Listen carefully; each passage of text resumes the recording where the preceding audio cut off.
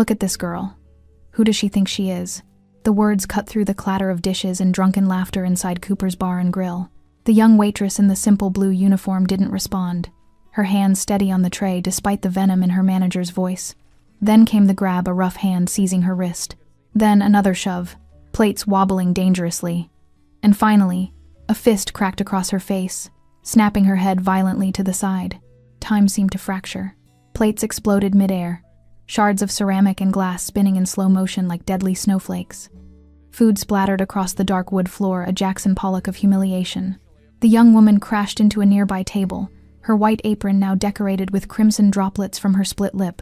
But as the manager stood there, chest heaving with self-righteous rage, as customers gasped and scrambled back, as the bar fell into stunned silence, no one noticed. The regular patron in the corner booth quietly lower his phone. The video was already sent, the message already delivered. What secret was hidden behind that waitress's quiet eyes? And how could a single punch inside a neighborhood bar summon the most dangerous man in the city? If you're hooked in and want to enjoy this story, go ahead and subscribe, and drop a comment letting me know where you're watching from. It's always amazing to see where everyone's watching. Plus, tomorrow I've got another incredible story lined up, and you definitely don't want to miss it. Alright, back to the story. The afternoon light struggled through the grimy windows of Cooper's Bar and Grill, a neighborhood institution that had aged from charm into decay. It was the kind of place where the smell of stale beer had permanently married the wood, where the laughter was always a bit too loud to cover the desperation, and where the staff knew to keep their heads down and their mouths shut. Standing behind the bar, systematically wiping down glasses with mechanical precision, was a young woman who seemed almost translucent in her desire to be invisible. She was in her mid-20s, petite and quietly beautiful, with dark hair pulled into a practical ponytail and warm brown eyes that held carefully guarded depths. Her blue uniform dress with its white collar and apron was spotless despite the chaos of lunch rush. What the staff of Cooper's Bar and Grill couldn't know was that this waitress, Lorraine Pollard, wasn't here by accident. She had arrived 3 weeks prior, using her mother's maiden name on the application, erasing any connection to a surname that made grown men whisper and cross themselves. She was a woman on a mission to prove she could build something real on her own merit, stripped of inherited power and the shadow of a brother whose name alone could empty rooms. Stephen Cooper saw her as prey first. Cooper, 39, and was built like a former athlete gone soft, with slicked-back dark hair and a face that twisted naturally into sneers. 15 years of petty authority as manager had fermented his insecurity into toxic aggression. To him, the world was simple. There were people who commanded respect through fear, and there were people who existed to absorb that fear. This new waitress, with her quiet confidence and refusal to flirt or fawn, was a walking violation of his carefully constructed hierarchy. "Think she's better than us," Cooper muttered to Derek, his wiry assistant manager who laughed at every cruel joke. 3 weeks, and she hasn't smiled at me once. Rita, the veteran waitress with kind eyes and permanent exhaustion, stayed quiet nearby. She had watched Stephen Cooper destroy 3 employees in the past year. This girl seemed different, stronger, somehow, but that only made her a more appealing target. Their opportunity arrived during the afternoon rush. The bar was packed construction workers, office drones, regulars nursing decades-old grudges. Lorraine emerged from the kitchen, balancing a full tray. Burgers, fries, 3 pint glasses of beer. The path to table 7 required navigating past Stephen, who stood deliberately in the narrow passage between the bar and the dining area. "Excuse me, Stephen," she said politely but firmly. He didn't move. His eyes held something ugly, the look of a man who'd been waiting for this exact moment.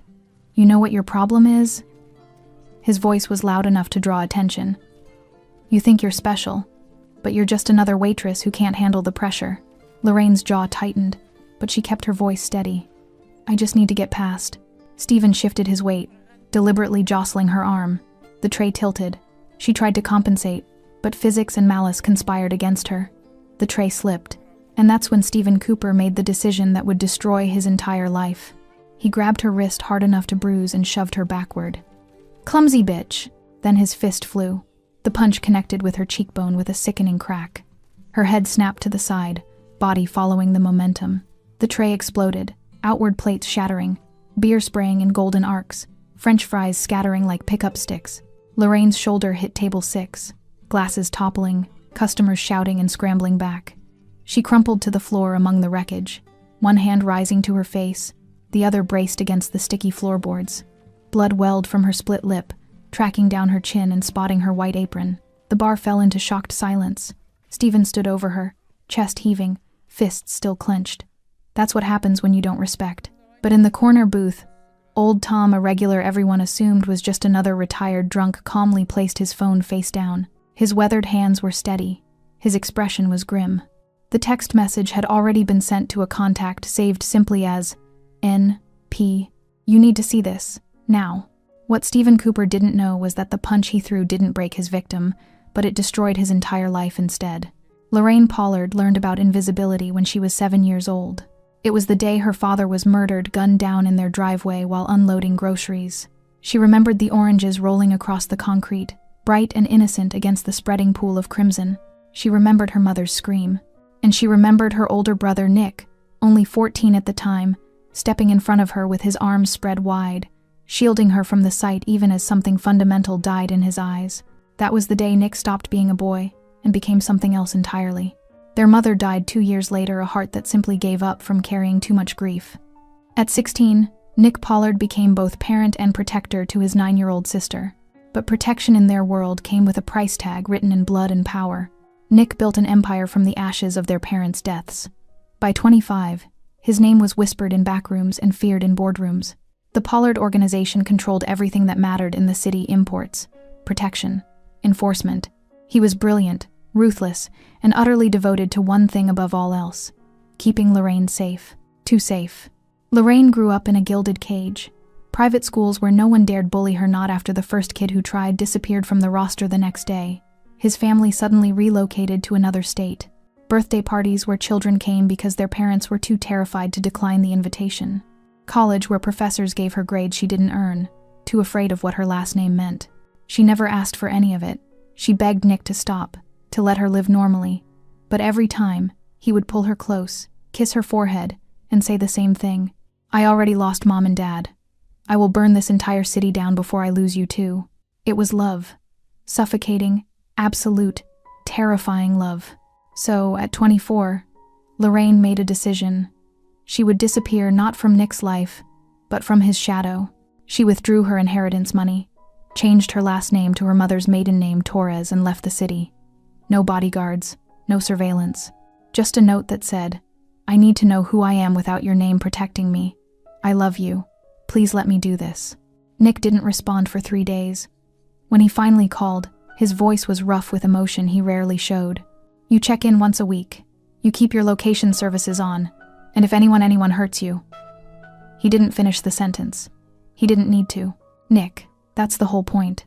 I need to handle my own problems. Lorraine. His voice cracked on her name. You're asking me to let you walk into a world that will see you as weak because you're kind. That will see you as prey because you're small. I've spent 15 years making sure no one could touch you. And now you want me to just watch? She closed her eyes, tears streaming down her face. I want you to trust me. I want to earn something that's mine. Please, big brother. Please. The silence stretched for an eternity. 1 week, he finally whispered. You check in every week. That's non-negotiable. It was the hardest compromise Nick Pollard had ever made. That was 8 months ago. Since then, Lorraine had worked 3 different jobs: a bookstore clerk, a coffee shop barista, and now a waitress at Cooper's Bar and Grill. She used Torres on all applications, paid cash for her tiny studio apartment, made friends who knew nothing about her family or her past. She earned every dollar, every smile, every small victory. For the first time in her life, she felt real. Rita, the veteran waitress, had taken her under her wing. They'd share cigarettes on break. Lorraine never smoked, just held them for company, and Rita would tell stories about her 3 kids, her deadbeat ex-husband, her dreams of opening a small bakery someday. Rita treated her like an equal, complained to her, trusted her. It was the most valuable gift Lorraine had ever received. Even Stephen Cooper's hostility felt strangely validating. He hated her for who he thought she was, a competent woman who threatened his authority. Not for who her brother was. It was honest hatred, earned through her own merit. Old Tom, the regular in the corner booth, had become something of a guardian angel. He reminded her of her father, quiet, observant, kind. He always left generous tips, and once, when a drunk customer got handsy, Tom had stood up with such quiet authority that the man had simply walked away. What Lorraine didn't know was that Tom wasn't just a kind regular. He was one of Nick's most trusted men, assigned to watch her from a distance. Not to interfere, Nick had promised that, but to observe, to make sure she was safe, to be the failsafe Nick couldn't live without. Tom had sent 3 previous reports to Nick. She's doing well, independent, happy, no intervention needed. But the 4th message was different. As Lorraine lay on that floor, blood on her apron, humiliation burning hotter than the pain in her face, as Stephen Cooper stood over her with self-righteous fury, as the bar full of witnesses did nothing, old Tom pressed, send on a video that would shatter the fragile peace Lorraine had fought so hard to build, because some things, some violations crossed a line that even promises couldn't hold back. And Nick Pollard was about to break every promise he'd ever made. Lorraine remained on the floor for 3 seconds that felt like 3 hours. Her cheek throbbed with a deep, bone-aching pain that radiated through her skull. The metallic taste of blood filled her mouth. But worse than the physical pain was the suffocating weight of humiliation. The stares, the whispers, the awful silence of witnesses who would do nothing. She had left everything behind to prove she could handle herself. And now she was bleeding on a sticky bar floor while her abuser stood over her, righteous and untouched. "Get up," Stephen spat, his voice dripping with contempt. "Clean this mess up, and it's coming out of your paycheck, all of it." Rita rushed forward, her face pale with shock and rage. "Stephen, you can't just...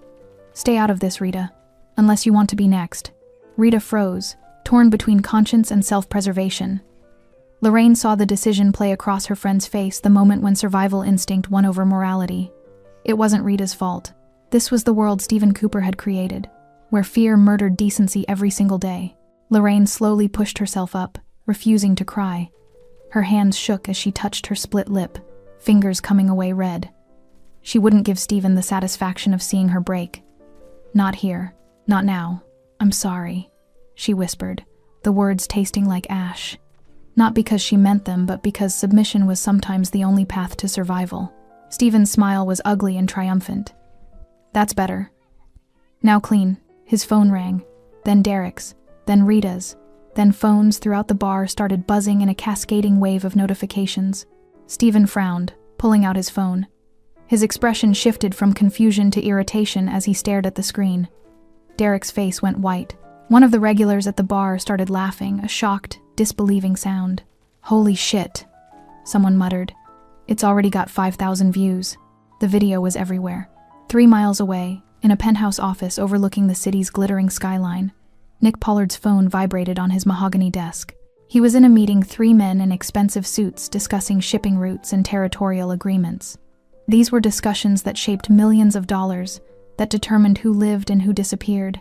Nick listened with half his attention, his mind already on the next problem, the next threat, the next move in an endless chess game. Then his phone lit up, Tom's name on the screen. Tom never called during business hours, never sent messages unless it was critical. Nick felt something cold slide down his spine, instinct honed by years of surviving impossible odds. He held up one hand, silencing the room mid-sentence. 3 hardened criminals fell silent instantly, recognizing the shift in their boss's demeanor. Nick opened the message. Saw the video file. Pressed play. The world stopped. He watched his little sister, his Lorraine, his responsibility, his reason for building this bloody empire get shoved. Watched her struggle with the tray. Watched a man's fist connect with her face with sickening clarity. Watched her fall among shattering plates and spreading blood. The phone creaked in his grip. "Boss?" One of the men ventured carefully. Nick didn't respond. He watched the video again, and again. His face was perfectly still, a mask of terrifying calm that everyone in the room recognized as infinitely more dangerous than rage. He stood slowly, setting the phone down with deliberate precision. His movements were controlled, mechanical, as if he were a machine running calculations on exactly how much pain a human body could endure. "Where is this?" His voice was soft, deadly soft. One of his men, Marcus, his information specialist, quickly pulled out his own phone, fingers flying across the screen. "Cooper's Bar and Grill, 20 minutes from here. The owner is Stephen Cooper, 39, manager and partial owner. No priors, no connections to any organizations, nobody important." "He's important now," Nick said quietly. He walked to the coat rack, pulled on his jacket with methodical care, rolled up his sleeves precisely to his elbows, revealing the intricate tattoos that marked his arms art. that told the story of every battle, every loss, every line he'd crossed to build his empire. "Boss, how do you want us to handle this?" Marcus asked, already standing, ready to mobilize. Nick turned, and the men in the room instinctively took a step back. His eyes held something beyond anger, something primal and absolute. This wasn't business. This was personal. This was family. "You don't handle anything," Nick said, his voice carrying the weight of a death sentence. "This one is mine." He paused at the door, hand on the frame. "But I want 3 cars. I want every exit covered. And I want information on Stephen Cooper family, debts, fears, everything he loves. I want to know how to unmake his entire existence. How long do we have?" Nick checked his watch, a platinum Rolex that cost more than most people's yearly salary. 20 minutes. That's how long Stephen Cooper has left as the man he thinks he is. He walked out without another word, his footsteps echoing in the suddenly silent office. Behind him, Marcus was already making calls. Within 60 seconds, the machinery of Nick Pollard's empire was mobilized, cars dispatched, men activated, information gathered. Stephen Cooper, standing in his bar, looking at his phone with growing unease as the video's view count climbed, had no idea that death had just been placed on his schedule. He had 15 minutes of his old life remaining, and he was wasting them smiling. The bar had settled into an uneasy rhythm after the punch. Lorraine cleaned the broken plates with trembling hands, her face already swelling.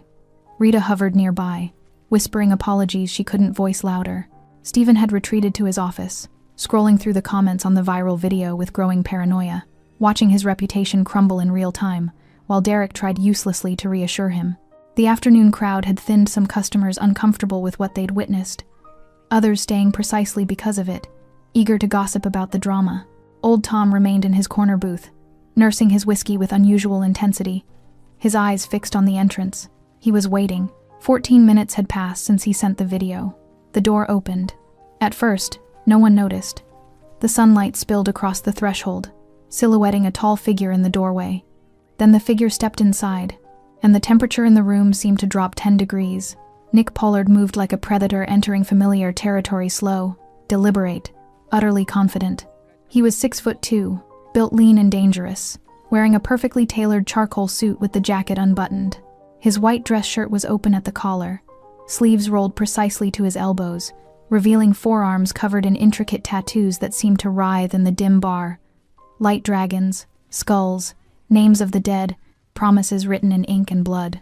His face was striking sharp cheekbones, a strong jaw shadowed with stubble, and eyes so dark they looked black in the low light. But it was the expression that made people's breath catch. No anger showed on his face. No fury. Just a terrifying, surgical calm. The look of a man who had already decided exactly how this would end. He didn't scan the room like someone searching. His eyes locked immediately onto one person. Lorraine, kneeling by table 6, picking up the last shards of broken ceramic with hands that had finally stopped shaking. The bar's ambient noise, conversations, laughter, the clink of glasses died in a spreading wave, like a stone dropped in still water. Customers turned, following the trajectory of that lethal gaze. Silence consumed the room with predatory efficiency. Lorraine felt the weight of that stare before she saw him. She looked up slowly, and her heart stopped. No. Nick stood 30 feet away, hands relaxed at his sides, but every line of his body screamed controlled violence. His eyes traveled from her face, taking in the split lip, the swelling cheek, the fingerprint bruises already forming on her wrist where Stephen had grabbed her down to the blood spots on her apron, then back to her eyes. She saw something break behind his expression, something that had been barely held together by promises and restraint. "Nick," she whispered, but the word came out broken, barely audible. He didn't respond, didn't acknowledge her plea. His attention shifted, scanning the room with predatory precision, cataloging exits, counting witnesses, identifying threats. This was a man who had walked into hostile territory 100 times and walked out covered in other people's blood. Old Tom caught Nick's eye and gave a small nod toward the back office, then held up 3 fingers. 3 people, manager and 2 others. Nick's jaw tightened, the only outward sign of the rage burning beneath his skin. He began walking toward Lorraine, his footsteps impossibly loud in the silence. Customers scrambled out of his path without conscious thought, bodies recognizing danger before minds could process it. A construction worker actually knocked over his beer in his haste to move his chair back. Rita saw him coming and instinctively stepped between Nick and Lorraine, some maternal instinct overriding self-preservation. "Sir, I don't know what you think." Nick looked at her. Just looked. And Rita's words died in her throat. She stepped aside, legs trembling, suddenly certain she'd just avoided something terrible. Nick knelt beside Lorraine with surprising gentleness, one hand reaching toward her injured face, stopping just short of touching. His fingers hovered near her swollen cheek, trembling with the effort of restraint. "Who?" The single word came out like gravel and broken glass. Lorraine shook her head frantically. "Nick, please, don't do this. I'm handling." "Who?" "Hurt. You." His voice was soft, almost tender. But everyone in the bar heard the promise buried underneath the guarantee of violence so absolute it would reshape reality itself. Tears finally spilled down Lorraine's cheeks. "You promised. You promised you'd let me do this on my own." Something flickered across Nick's face, pain, guilt, love twisted into something fierce and unbreakable. "I promised I'd let you live your life. I never promised I'd watch someone break you and do nothing." The office door burst open. Stephen Cooper stormed out, Derek trailing behind him, both men's faces flushed with false bravado built on ignorance. "Who the hell are you?" Stephen barked, striding forward with aggressive confidence. "You can't just walk into my bar and—" He stopped. Something in Nick's eyes, some fundamental recognition that he was staring at his own death, froze the words in his throat. Nick stood slowly, turning to face Stephen with movements that seemed to stretch time itself. He straightened to his full height, and somehow he seemed to fill the entire room. The predator had found his prey, and somewhere in the back of Stephen Cooper's mind, survival instinct began screaming. Stephen Cooper had built his entire adult life on the ability to intimidate. He was good at it.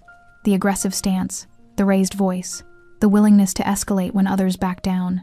It worked on staff, on difficult customers, on anyone who valued their job or their safety more than their pride. But standing 15 feet from Nick Pollard, Stephen felt something he hadn't experienced in years. Genuine, primal fear. It lasted only a second before his ego reasserted itself. This was his bar, his territory. He was the one with power here. "I asked you a question," Stephen said, forcing aggression into his voice. "Who the hell are you, and what gives you the right to walk into my establishment and—" "Your establishment?" Nick's voice was quiet, conversational even. He took one step forward.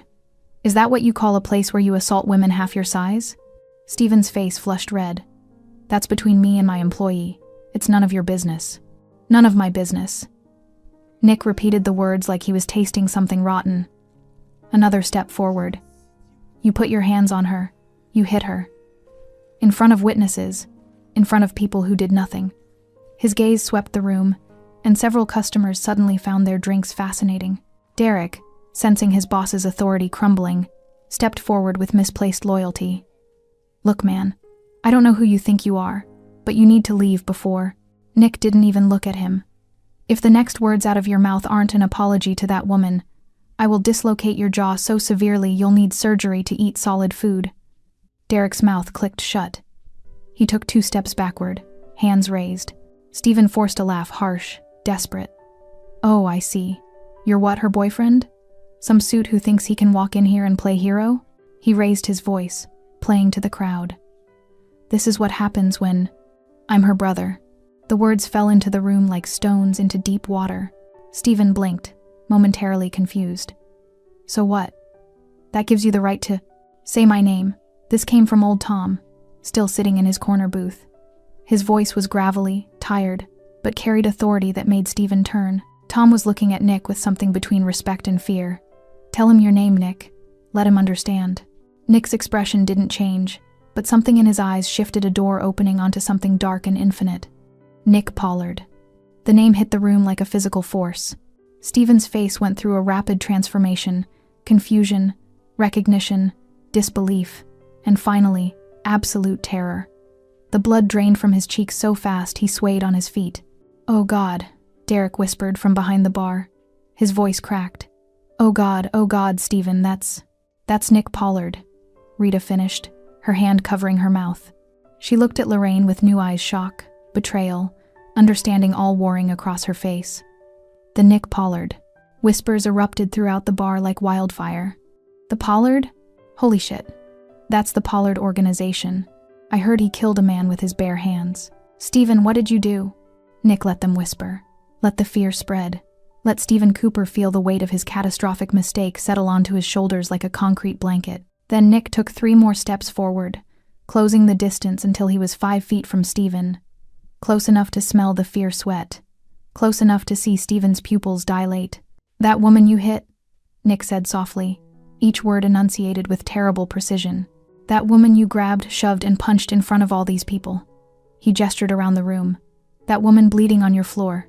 He leaned forward slightly, and Stephen actually whimpered. That's my little sister. The words hung in the air like a death sentence. Stephen's legs gave out. He didn't faint, didn't collapse, just lost the ability to stand. He dropped to his knees, mouth opening and closing, soundlessly. His face had gone from red to white to a grayish green, and then it happened. A dark stain spread across the front of Stephen Cooper's khaki pants, growing rapidly. The sharp smell of urine filled the immediate area. The wet spot expanded down his legs, pooling on the floor beneath him. Someone in the bar gasped. Another let out a shocked laugh before stifling it. Stephen Cooper, the manager who had terrorized staff for 15 years, who had assaulted a young woman an hour ago, was kneeling in his own piss, shaking, broken by nothing more than a name, and the man who carried it. Nick stared down at him with no satisfaction, no joy, just cold assessment. Nick, please. Lorraine's voice came from behind him, thick with tears. Please don't do this. Not here. Not like this. Nick didn't turn around, but his voice softened fractionally when he spoke. Lorraine, go outside. No. This isn't negotiable. Neither is this. She stood, wobbling slightly, and moved beside him. Her face was swollen, her lips still bleeding, but her voice was steady. I left to escape this, to escape being the person everyone fears because of what you do. If you hurt him, if you kill him, I'll never be anything but your sister. I'll never be Lorraine. Just Pollard's sister who got a man killed. Nick's jaw clenched. His hands, relaxed at his sides, slowly curled into fists. He hit you. I know. He hurt you. I know. Her voice cracked. But I'm asking you, begging you, let me handle this my way. The entire bar held its breath, watching a Mafia boss war with himself. For 10 seconds, Nick Pollard didn't move. His entire body was a coiled spring of violence, every muscle locked in place by willpower alone. He stared down at Stephen Cooper, trembling, soaked in his own urine, reduced from predator to prey in the span of minutes, and something ancient and furious demanded satisfaction. But Lorraine's hand touched his arm. Gentle, trusting. Please, she whispered. Let me keep my life. Nick closed his eyes, breathed in slowly through his nose, out through his mouth. When he opened his eyes again, the murderous edge had been filed down to something different, still dangerous, but controlled, redirected. He looked at Stephen with cold calculation. You want to handle this your way? He asked Lorraine, not taking his eyes off the manager. Yes, then I'll give you that. Nick's voice dropped to something quiet and terrible. But he doesn't get to walk away from this like nothing happened. He doesn't get to pretend this was just a mistake. He crouched down, bringing himself to Stephen's eye level. Do you understand what I'm offering you? Stephen could barely form words. What? A choice. Nick smiled, and it was the most terrifying expression anyone in that bar had ever seen. Option 1. You face the consequences of your actions through legal channels. Assault charges, the viral video as evidence, civil lawsuit. You lose your business, your reputation, probably serve time. It's public. It's humiliating. But you walk away breathing. Stephen nodded frantically. Yes, I'm not finished. Nick's voice cracked like a whip. Option 2. We go outside. Just you and me. We have a conversation about respect, about power, about what happens to men who hurt women. It'll be quick. Relatively. He paused. But you won't be coming back inside. The room understood. Option 2 was a death sentence delivered with clinical precision. Stephen's face crumpled. Tears and snot ran freely down his face, mixing with the sweat of pure terror. Please, I didn't know. I swear, I didn't know who she was. That's the problem. Nick stood abruptly, towering over him. You didn't hit my sister because you knew who she was. You hit her because you thought she was nobody. Because you thought she was powerless. Because you believed you could. He turned, addressing the entire bar, his voice carried to every corner, commanding absolute attention. Everyone in this room saw what happened. You watched him assault her. Some of you recorded it. Most of you did nothing. His gaze swept across customers who suddenly couldn't meet his eyes. You're all complicit, but you're also witnesses. And here's what's going to happen next. Nick pointed at Steven. He's going to apologize. Not to me. To her. A real apology. The kind that comes from understanding exactly how badly you failed as a human being. Steven looked up at Lorraine, his face a mask of terror and shame. He opened his mouth, but only a strangled sound emerged. Out loud. Nick said softly. With words. Or we move to option 2. Steven crawled forward on his knees, leaving a trail of urine on the floor. The humiliation was complete, the powerful reduced to something pitiful and broken. He stopped a few feet from Lorraine, unable to even look at her face. I'm sorry. His voice was barely audible. Louder, Nick commanded. Everyone needs to hear this. I'm sorry. Steven's voice cracked. I'm sorry for hitting you, for grabbing you, for all of it. I was wrong. I was so wrong. Please. His voice dissolved into sobs. Lorraine looked down at him, emotions warring across her face. Pity, disgust, sadness. Not for him for what this moment represented. The loss of her anonymity, the end of her experiment in independence.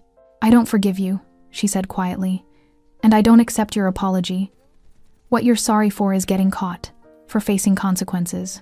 She looked at Nick, then back at Steven. But I won't let my brother kill you. Not because you deserve mercy, but because I deserve better than carrying that weight. Nick stepped beside her, presenting a united front. Here's how this ends, he said. You sign over management of this bar to Rita, effective immediately. You'll sell your ownership stake to her for $1.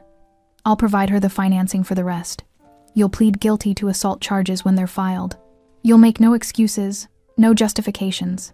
He leaned down, voice dropping to something only Steven could hear. And if I ever hear your name associated with another woman being hurt, if I hear you violated the restraining order that's being filed tomorrow, if you so much as breathe in my sister's direction, option 2 comes back on the table. Permanently. Do we understand each other? Steven nodded violently, unable to speak. Say it. I understand. I understand.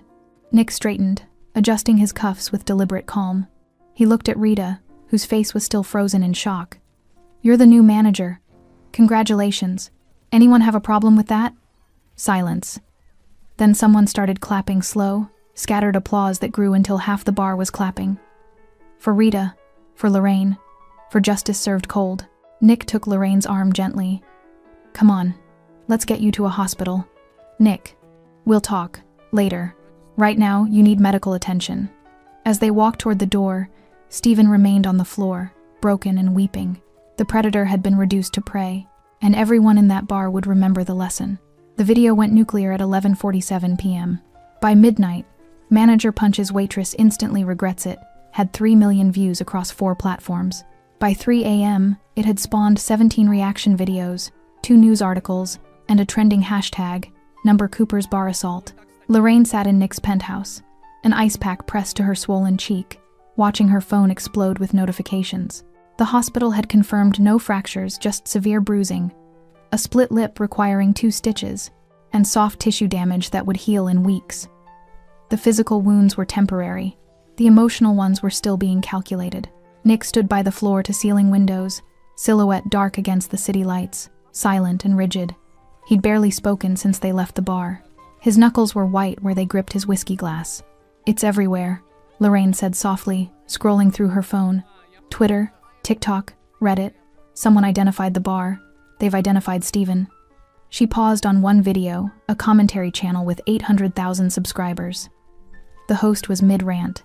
This is exactly what's wrong with workplace culture. This manager felt so entitled, so untouchable, that he assaulted an employee in front of witnesses. And look at everyone just standing there. Lorraine closed the app. The validation felt hollow. Her phone buzzed. Rita's name appeared. Rita, are you okay? I'm so sorry I didn't do more. I was scared, and that's not an excuse. I should have protected you. Rita, Steven's been fired. The owner came in personally and escorted him out. He's done. Rita. Also, are you really Nick Pollard's sister? I don't even know what to say. I feel like I don't know you at all. Lorraine stared at the messages, throat tightening. This was what she'd feared the moment when people stopped seeing her and only saw the shadow she cast. "They're tearing him apart," she said aloud. Nick turned from the window. "Good. Nick. He hit you, Lorraine. He humiliated you in front of a room full of people. He made you bleed." His voice was controlled, but barely. "The world finding out what kind of man he is? That's not justice. That's just truth." By dawn, Stephen Cooper's life had been systematically dismantled by the internet's ruthless machinery. Someone leaked his employment history, 4 previous restaurants, 3 with harassment complaints that had been quietly settled. Women started coming forward with stories, inappropriate comments, aggressive behavior, retaliation against those who refused his advances.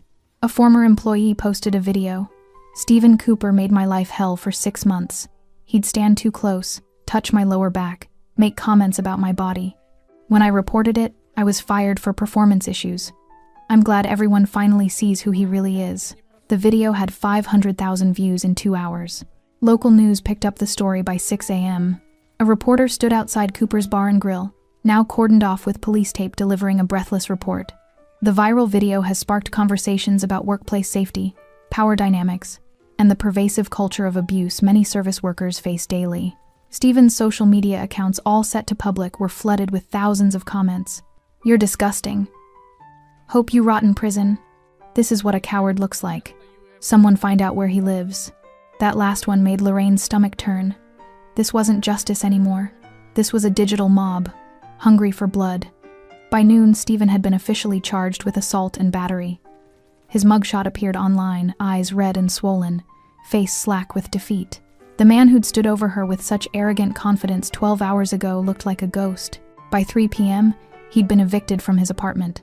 The landlord, facing pressure from other tenants who'd seen the video, terminated his lease for creating an unsafe environment. By 6 p.m., Stephen's mother was giving a tearful interview to a local news station. "My son made a terrible mistake. He's not a monster. Please, just leave our family alone." But the internet wasn't interested in nuance or redemption. Lorraine watched it all unfold from Nick's penthouse, a prisoner of her own viral fame. Her phone hadn't stopped ringing, reporters requesting interviews, producers pitching documentary ideas, advocacy groups wanting her to become a spokesperson for workplace assault survivors. She'd turned off notifications after the 100th message. "They want to make me a symbol," she told Nick, voice hollow. "The brave waitress who stood up to abuse. They don't know I didn't stand up." I froze. I was helpless. Nick sat beside her, close but not touching, respecting her space. "You survived. That's not helpless. I survived because of you, because of your name." She looked at him, eyes filling with tears. "I left to prove I could exist without being Nick Pollard's sister. And the first time something goes wrong, you show up and everyone remembers exactly who I am, who I'll always be." The words hung between them, not accusation, just painful truth. Nick's jaw worked silently. "If I could go back, you'd do the same thing. You'd always do the same thing." She wasn't angry, just resigned. "You love me too much to let me fall. And I love you too much to ask you to watch me break." Outside, the city continued its relentless transformation of Stephen Cooper from person to cautionary tale, from abuser to destroyed. But inside that penthouse, 2 siblings sat in the ruins of a promise neither had been able to keep. The silence between them stretched for 3 days. Lorraine stayed in Nick's penthouse not because he asked, but because reporters had found her apartment and camped outside with cameras and microphones. Her face was healing, the swelling reduced to a yellowish bruise that makeup could almost cover. The physical damage was fading. The rift between her and Nick was growing. He gave her space, something that clearly tortured him. She'd catch him standing in doorways, watching her with an expression of such profound pain it made her chest ache. But he never pushed, never demanded conversation, just hovered at the edges of her exile, a guardian she hadn't asked for but couldn't escape. On the 4th morning, Lorraine found him on the balcony at dawn. He stood at the railing, still wearing yesterday's clothes, a half-empty bottle of whiskey on the table beside him. He looked exhausted, not physically, but spiritually, like he was carrying weight that was finally breaking him. She stepped outside, the morning air cool against her skin. For a moment, neither spoke. "I ruined it, didn't I?" Nick's voice was rough, broken. "Your fresh start. Your chance to be someone other than my sister. I destroyed it in 5 minutes." Lorraine leaned against the railing beside him, staring out at the city waking below. You saved me. Same thing, apparently. Nick. No, let me. He turned to face her, and she was shocked to see tears in his eyes. Nick Pollard, the man who'd built an empire on fear and violence, was crying. I've spent 15 years trying to protect you. From everything. From the world that killed Mom and Dad. From people who'd use you to get to me. From anyone who'd see you as weak or vulnerable or less than you are. His voice cracked. But I never protected you from myself. From what I am. From the cage I built around you that I called love. Lorraine felt her own tears start. You did what you thought was right. I smothered you. The words came out like a confession torn from his soul. You were 9 years old when Mom died. 9. And I decided that I'd never let anything hurt you again. I built this empire with blood so you could go to good schools. I destroyed people who looked at you wrong so you could feel safe. I became a monster so you wouldn't have to be afraid. He laughed a broken, bitter sound. But the thing I never realized, the thing I was too stupid and arrogant to see, you weren't afraid of the world. You were afraid of never being more than my shadow. Lorraine wiped her eyes, but the tears kept coming. I know why you did it. I've always known. You were a child trying to protect another child, and you did the only thing you knew how. You became what the world demanded, something terrifying enough that nothing could touch us. She took his hand, scarred, calloused, stained with years of violence, and held it between both of hers. You gave me everything, Nick. Education, safety, a life without fear. But you never gave me the chance to fail, to struggle, to prove I could survive something on my own. And then Stephen Cooper happened, Nick said bitterly. And then Stephen Cooper happened, she echoed. And I did fail. I froze. I got hurt. And my big brother showed up and fixed it just like he always does. Nick pulled his hand away, turning back to the city. So what now? You go back to hating me? Resenting me? Running away every time I try to keep you safe? Is that what you think? Lorraine's voice sharpened. That I hate you? You should. Well, I don't. She grabbed his arm, forcing him to look at her. I love you. I've always loved you. You're my brother, my protector, the person who sacrificed everything so I could have a childhood after ours was stolen. But loving you and needing space from you, those aren't contradictory. Nick's face twisted with pain. I don't know how to love you without protecting you. Then learn. Her voice was firm but gentle. Because I'm not 9 anymore, Nick. I'm 25. And I need to know I can survive this world, not because you've eliminated every threat, but because I'm strong enough to handle what comes. Even if it means watching you get hurt? Even then, Nick closed his eyes, and when he opened them, something had shifted. Not surrender, transformation. After Mom died, do you know what I promised her? At her grave? Lorraine shook her head. I promised I'd give you the life she wanted for you. Normal, safe, happy. His voice was barely a whisper. I've spent 15 years keeping that promise. But maybe what Mom really wanted was for you to choose your own life. Not the one I built, the one you build. He looked at her directly, really looked at her, and she saw the boy he'd been 14 years old, terrified, openly responsible for a 9-year-old sister in a world that had just murdered their parents. That boy had never healed. He'd just armored himself in violence and power.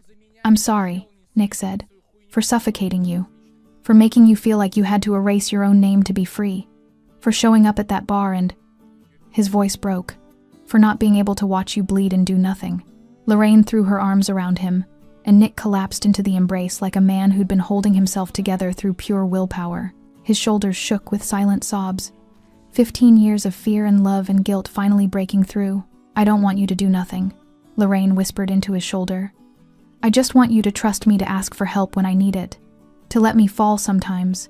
To let me be imperfect and struggling and human. I don't know if I can. Then we'll figure it out together. Boundaries, communication, therapy probably. She pulled back, managing a weak smile. Lots of therapy. Nick laughed raw and genuine. I'm not good at boundaries. No kidding. They stood together in the morning light, the city sprawling below them. A city Nick controlled through fear. A city Lorraine wanted to navigate as herself. Can I ask you something? Lorraine said after a moment. Anything. When you walked into that bar, were you planning to kill him? Nick was quiet for a long time. Yes. What changed? You asked me not to. He met her eyes. You asked me to let you keep your life. And I realized that if I killed him, I'd be doing exactly what I've always done, deciding what's best for you without asking what you wanted, taking your choice away. He paused, jaw tightening. It was the hardest thing I've ever done. Harder than anything I've built, anyone I've faced. Standing in that bar, looking at your face, knowing he hurt you and choosing restraint, that went against every instinct I have. But you did it. I did it because you asked, because your voice mattered more than my rage. He took her hands. I'm not good at this, Lorraine. At letting go. At trusting that the world won't destroy you the moment I'm not watching. But I'll try. For you, I'll try. Lorraine squeezed his hands. That's all I'm asking. The sun continued rising, painting the sky in shades of gold and pink. Somewhere below, Stephen Cooper was waking up in his mother's basement, his life in ruins. Somewhere, Rita was opening Cooper's bar under new management. Somewhere, the viral video was still spreading, still generating outrage and commentary. But on that balcony, two siblings who'd survived the impossible began the hard work of learning to love each other without suffocation, of finding the balance between protection and freedom, between family and independence. It wouldn't be easy. There would be setbacks, arguments, moments when old patterns reasserted themselves. But they were trying, and sometimes, trying was the bravest thing you could do. 3 months passed. Lorraine had moved into a new apartment, still modest, still independent, but in a better neighborhood. Nick had offered to buy her a luxury condo. She'd refused. They'd compromised on him covering the security deposit, and only after she'd agreed to let him install a better lock on the door. Progress. She'd started working at a small bookstore in the arts district, quiet, low-key, owned by an elderly woman named Margaret, who'd never heard of Nick Pollard and didn't care about viral videos. It was peaceful, normal, exactly what Lorraine needed. The bruises had healed completely. The stitches had dissolved. The nightmares came less frequently. Rita called every week. They'd meet for coffee, and Rita would update her on the bar, which was thriving under new management, with better policies and an actual HR complaint system. Several former employees had come back, hearing the toxic environment had been cleaned out. Stephen Cooper had disappeared from public view. The assault charges had resulted in 6 months in county jail, suspended pending completion of anger management courses and community service. He'd been ordered to stay 500 feet away from Lorraine at all times. His social media accounts had been deleted. His name had become synonymous with workplace abuse. Most people assumed he'd left the city, slinking away to rebuild somewhere his reputation hadn't followed. Most people were wrong. Stephen Cooper was still in the city, still seething, still convinced that he was the real victim. He'd spent 3 months in his mother's basement, watching the walls close in.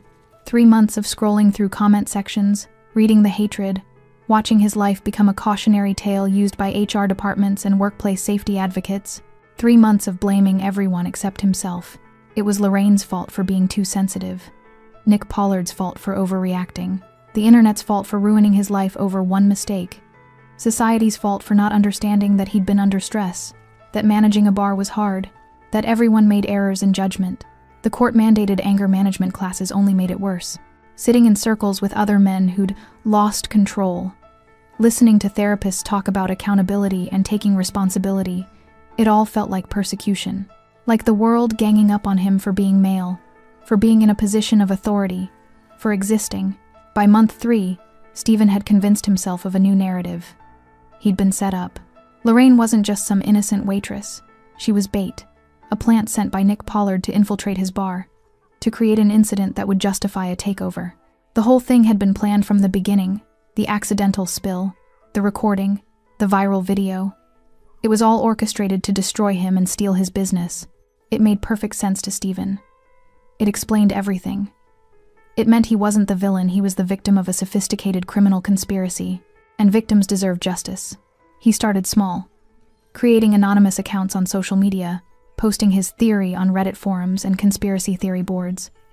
Most people ignored him or called him delusional, but a few the eternal contrarians, the men's rights activists, the people who saw every woman's complaint as a false accusation, those few listened. They encouraged him, told him he was right, that he should fight back, that Nick Pollard had too much power and someone needed to expose him. Stephen became emboldened. He started following Lorraine. Nothing overt, just happening to be in the same coffee shop, the same grocery store, the same street, staying exactly 501 feet away, technically not violating the restraining order. but close enough to be seen, close enough to make a point. Lorraine noticed on the third coincidence. Her stomach dropped when she saw him across the street from the bookstore, standing in the same spot for 45 minutes, just watching. She called Nick immediately. "He's following me." Nick's voice went cold. "Where are you?" "The bookstore. He's across the street." "Nick, I know what you're thinking. I'm thinking he just violated his probation and the restraining order. He's technically outside the distance." "I don't care about technically." She heard movement in the background, keys jingling. "I'm sending Marcus and 2 others. They'll be there in 5 minutes. Do not leave that building until they arrive." "Nick." "Lorraine, please. Let me do this. Let me keep you safe this one time." She wanted to argue, wanted to insist she could handle it herself, but the fear in her stomach was real, and denying it felt like pride that might get her hurt. "Okay," she whispered. 5 minutes. Marcus and his team arrived in 4. Stephen saw the black SUV pull up, saw the men emerge all muscle and quiet menace and ran. But running in Nick Pollard's city was like running in a cage. There was nowhere Stephen Cooper could hide that he wouldn't be found. They brought him to a warehouse-neutral territory. No cameras, just concrete and shadows. Nick was already there when they arrived, standing in the center of the empty space, hands in his pockets, expression unreadable. Stephen was shoved forward, stumbling to his knees. "You violated the restraining order," Nick said conversationally, "following my sister, making her afraid in her own city. After everything that happened, you still haven't learned." Stephen's earlier bravado had evaporated during the car ride, but desperation made him stupid. "I have rights. You can't just kidnap me. I'll go to the police." Nick laughed. Not a warm sound. "You're going to go to the police and tell them what? That the man whose sister you assaulted is holding you accountable? That the justice system's slap on the wrist wasn't enough, so you decided to stalk her, and now you're facing real consequences?" He crouched down to Stephen's level. "Here's what's going to happen. You're going to leave this city, tonight. You're going to move at least 2 states away. You're going to get a job that has nothing to do with food service or managing people. You're going to check in with a parole officer monthly and prove you're staying away. You can't make me. Option 2, Nick continued as if Stephen hadn't spoken, is that I stop being reasonable. I stop letting my sister's mercy protect you, and we have a very different conversation about consequences." Stephen's face went pale. "You're threatening me." "No, I'm educating you." Nick stood, brushing off his knees. "You had a chance at redemption. You had court-ordered classes, probation, a path forward, but you chose to blame everyone else, to stalk my sister, to convince yourself you were the victim." He turned to Marcus. "Get him a bus ticket. Escort him to his mother's house to pack a bag. Then put him on the bus and make sure he leaves." "And if he comes back?" Marcus asked. Nick looked at Stephen with eyes that held no mercy, no hesitation. "Then he's choosing option 2, and we won't be having another conversation." Stephen opened his mouth to protest, but something in Nick's expression stopped him. He saw his own death in those eyes, not a threat, but a promise. A line already drawn that would be crossed the moment he stepped over it. "I'll go," he whispered. "I'll leave." "Smart man." Nick walked toward the exit, then paused. "Stephen, you had every advantage. Authority, power, respect that came with the job. And you used it to abuse people weaker than you. That's what destroyed you. Not me. Not my sister. You." He left without looking back. 3 hours later, Stephen Cooper boarded a Greyhound bus bound for Oklahoma. He carried 1 bag, $200 in cash Nick had provided, and the crushing weight of a life completely destroyed by his own choices. He never returned to the city, and Lorraine Pollard finally stopped looking over her shoulder. 6 months after the punch heard around the internet, Lorraine stood in front of a small storefront with a for lease sign in the window. It was perfect. Small but not cramped. Good light. Located in a quiet neighborhood with foot traffic but not chaos. Close enough to downtown for customers, far enough from Cooper's bar to feel like a fresh start. "What do you think?" Rita asked beside her, practically vibrating with excitement. Lorraine smiled. "I think it's exactly right. They'd been planning this for months, a cafe and bookstore hybrid. Lorraine's dream combined with Rita's baking skills. A place that felt safe and warm, where people could read and eat and not worry about hostile management or toxic environments. They'd saved every penny. Lorraine from her bookstore wages, Rita from the modest profits she'd managed to generate at Cooper's before selling it to a restaurant group for a sum that left her tearful and grateful. Nick had offered to fund the entire venture. Lorraine had refused. They'd negotiated a compromise. He could be a silent investor for 10% equity, but she and Rita would maintain majority control and make all decisions. It had taken 3 arguments and 1 very tense dinner, but Nick had finally agreed. Learning to let go was a process for both of them. "We'll need to repaint," Rita said, already planning. "Maybe a warm cream color? And we should install better lighting. Oh, and shelving, lots of shelving for the books." Lorraine laughed. "We haven't even signed the lease yet. Details." Rita waved her hand dismissively. "I can already see it. The 2nd chapter. That's what we're calling it, right? The 2nd chapter." Lorraine repeated, tasting the words. A name that meant new beginnings, fresh starts. The idea that your story didn't end with 1 bad chapter, it kept going. They signed the lease 2 days later. The renovation took 6 weeks. Nick showed up on the 3rd day with a construction crew, a gift he insisted wasn't overstepping because every business needs contractors, and I just happened to know some. Lorraine had rolled her eyes but accepted the help. The cafe opened on a Saturday in late spring. The line stretched down the block, partly from genuine interest, partly from people who recognized Lorraine from the viral video and wanted to support her. She'd worried about being recognized, about being reduced to that waitress from the video forever. But most customers just ordered coffee and pastries, complimented the space, and treated her like any other business owner. A few asked for selfies. She politely declined.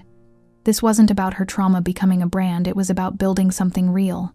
Rita worked the counter with fierce joy, her smile genuine for the first time in years. 3 former Cooper's employees had applied to work with them, all women who'd left toxic situations, who understood what the 2nd chapter really meant. Nick came on opening day.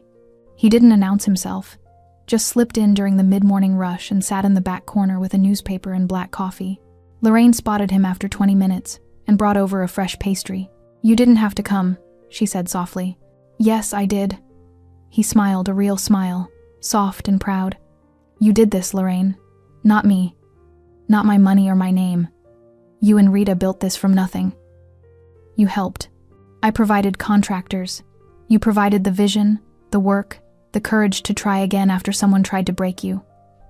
He stood, pulling her into a brief hug. "I'm proud of you. Mom and Dad would be proud of you." Lorraine's eyes filled with tears. "Nick, I'm going to leave now. Let you enjoy this without your overprotective brother hovering." He paused at the door, looking back. "But I'll be back next week, just as a customer, if that's okay." "That's more than okay." He nodded and left, and Lorraine watched him go with a feeling she hadn't experienced in years, peaceful certainty that she was exactly where she belonged. The cafe thrived. Word spread about the quality of Rita's baking, about the carefully curated book selection, about the atmosphere of genuine warmth and safety. Within 3 months, they were profitable. Within 6, they were considering expanding hours. Stephen Cooper's name faded from the news cycle, replaced by newer scandals and viral moments. Occasionally someone would recognize the location from the video, but mostly people just saw a good cafe run by 2 women who cared about their work. Lorraine still had nightmares sometimes, still flinched at sudden movements, still carried the memory of that punch and the humiliation that followed. Trauma didn't evaporate just because justice was served, but she also carried new memories of building something from nothing, proving she could survive and thrive without her brother's shadow, of Rita's friendship and the customers who became regulars and the small moments of joy that accumulated into a life worth living. One evening, after closing, Lorraine sat alone in the cafe with a cup of tea and one of her favorite books. The space was quiet, just the hum of the refrigerator and the distant sounds of the city outside. Her phone buzzed. Nick's name appeared. "Nick, saw the news article about the cafe. They called you an entrepreneur and survivor. Not bad. Lorraine, I prefer caffeine dealer and book pusher. Nick, that works too. Dinner this weekend? Just family. No business. No bodyguards. Lorraine, perfect. I'll bring dessert. Nick, Rita's lemon bars? Lorraine, obviously. She set down her phone and looked around the space she'd built, the shelves she'd assembled, the menu she'd designed, the dream she'd refused to let die even after someone tried to break her. The punch Stephen Cooper threw didn't break Lorraine Pollard. It didn't define her or destroy her or reduce her to a victim in someone else's story. It became the catalyst for something better, a 2nd chapter written in her own words, on her own terms, with people who chose to stand beside her instead of over her. And in the end, that was the best revenge possible. Living well, loving freely, and building a life that no one could take away. Because sometimes the person you underestimate isn't powerless. They're just waiting for their moment to show you who they really are. And Lorraine Pollard's story was just beginning. Thanks for sticking with this story till the end. If you enjoyed it, you're going to love the next one. It's packed with unexpected turns and heartfelt moments. Click the image on your screen to keep the journey going. And make sure to hit subscribe for more amazing stories. Drop a comment and rate this story from 1 to 10. I can't wait to see what you think. Мораль. Когда ты заходишь в интернет и видишь, как люди там в Дубае летают, покупают себе огромное количество автомобилей какие-то. Ну, много всего такого, что ты за эту зарплату себе никогда в жизни позволить не сможешь. И как человеку оставаться морально типа сильным? Что ему нужно делать? Ну, наверное, во-первых, это, наверное, все от семьи исходит, да? То есть, какая семья у тебя, как она построена. Если ты один живешь, это сложно, да, ты будешь сам себя, но у тебя, опять-таки, возможно, ну, родители, если есть, которые друзья поддержат тебя в какой-то момент, хотя бы просто отвлекут тебя от этих мыслей. А если у тебя, к примеру, там, семья, жена, к примеру, да, есть дети, то тут, наверное, поддержка только от них исходит какая-то. Вот. Чтобы не упиваться в своих мыслях о том, что какая нынче сложная жизнь. И, наверное, других-то вариантов, в принципе-то, и нету. Какие вот еще варианты, в принципе, изменить, поменять свою жизнь настолько, чтобы она была, ну, казалась тебе удачной, да, реализованным себя в жизни, в чем-то. В чем, вот как проявляется на самом деле у нас реализованность? Наверное, у 90% случаев это финансовое благополучие, финансовая независимость. Это, наверное, одно из таких ключевых моментов, когда человек, наверное, считает себя реализованным, да, в этой жизни. То есть, как добиться этого? То есть, с учетом того, что даже возьмем нашу страну, да, сколько миллионов людей здесь живет, как каждому добиться этого результата? Непонятно. И с каждым годом просто ситуация становится все хуже и хуже. Все дорожает, люди зарабатывают либо столько же. Ну, даже если не зарабатывают столько же, на самом деле этого все уже недостаточно. А к чему это все приведет на самом деле? В оконцове, наверное, мир погрязнет в большую депрессию в какую-то. Какие-то войны, возможно, или еще что-то еще больше глобальных таких вещей, которые не приведут ни к чему хорошему на самом деле. Поддержка каждого человека именно для того, чтобы он держался, наверное, морально, заключается в том, что, ну, наверное, дом, в который ты приходишь, должен быть крепостью твоей. Да, что это единственное должно быть место, где ты будешь чувствовать себя под защитой. Для этого было и придумано, наверное, своя пещера изначально, потом свои какие-то чумы, палатки различные, да, потом все это превратилось. На данный момент это у нас дома, квартиры, в которые мы приходим и должны ощущать себя в безопасности. Чтобы можно быть немного морально расслабленным с учетом того, что ты выходишь каждый день на работу, на улицу, и все равно давление вот это вот, оно все равно присутствует. Когда ты заходишь в магазин, видишь цены эти, да, и так далее, не можешь себе что-то там приобрести, позволить на ежедневной основе, это откладывает большой, наверное, отпечаток. Не, наверное, а точно. И поэтому, когда возвращаясь домой, ты чувствуешь, вот хотя бы есть типа уголок, того места, куда ты можешь прийти.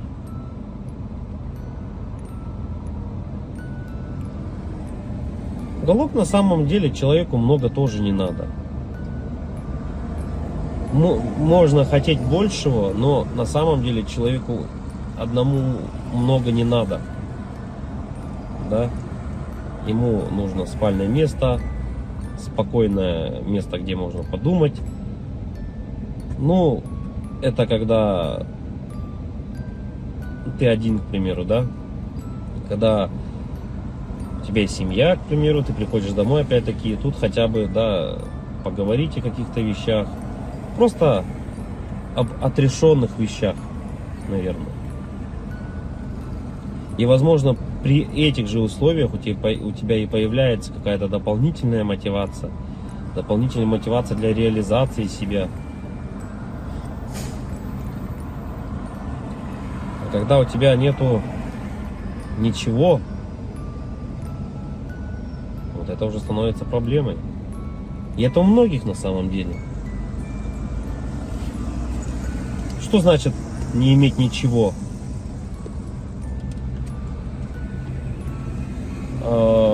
Тут, наверное,